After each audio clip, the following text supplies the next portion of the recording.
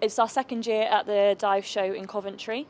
We went with Visit Gibraltar this year, so we're trying to incorporate working together and then promoting Gibraltar's diving and also what Gibraltar has to offer above the water. Really good response this year.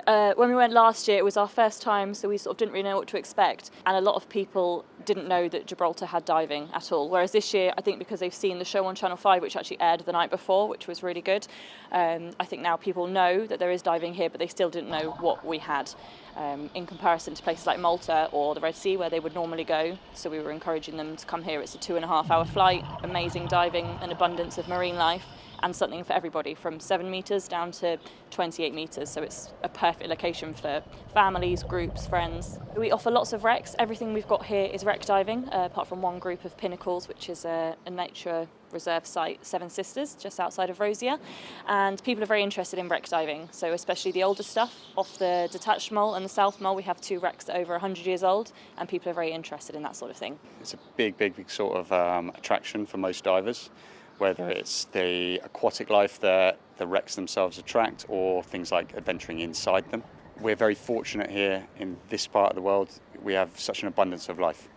So unlike other parts of the Mediterranean, which have been sadly overfished for the last 100 years, because there's no commercial fishing in the bay itself, we have, let's say, a healthy ecosystem full of lots of different things that people like to see. How does it compare to other areas that people might think more as a more traditional diving destination? So I would say somewhere in between the UK and the Red Sea.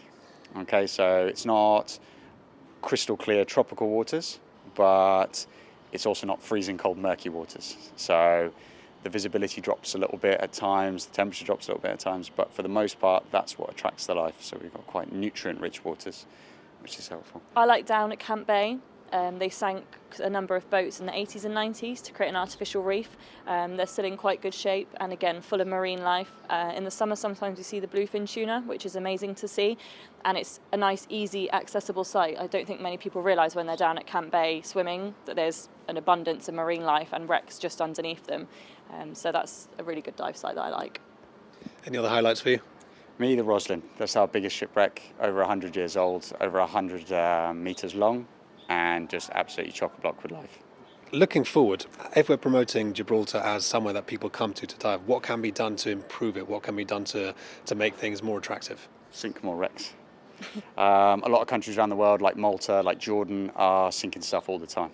And it just creates that attraction. So if a group of divers have visited one year and they come back the next year, there's new wrecks to show them. It also creates a new habitat for marine life. So it's just an all-round positive. And Vince wanted to remind the public that it's not just visitors to Gibraltar who can take advantage of these impressive underwater habitats, as he encouraged locals to take the plunge too. Well, Gibraltarians are a water people, so they've grown up in Camp Bay, they've grown up in Rosia Bay, so they take to it really well. So you've got good diving on your doorstep, you need to come and do it.